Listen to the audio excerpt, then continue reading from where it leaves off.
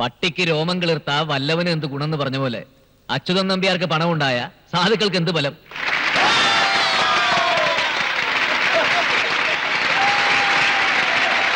അച്യുതൻ നമ്പ്യാരോ കൊടുക്കില്ല.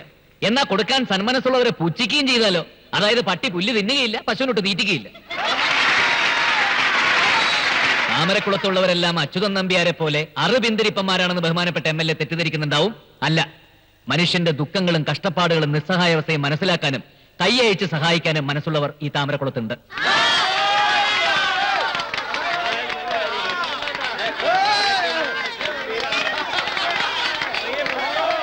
സരസ്വതി ചേച്ചിയുടെ വീട്ടിലെ അവസ്ഥയൊക്കെ എനിക്കറിയാം. അമ്പിളി പഠിപ്പിൽ മിടിക്കുകയാണെന്നും കേട്ടിട്ടുണ്ട്.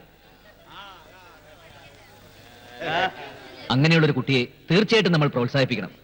പഠിപ്പില്ലാത്തതിന്റെ കുറവ് ശരിക്കറിയുന്നവരാണ് ഞാൻ. MLA പറഞ്ഞു അമ്പിളിയുടെ മനസ്സിൽ ഒട്ടേറെ മോഹങ്ങളുണ്ടെന്ന്.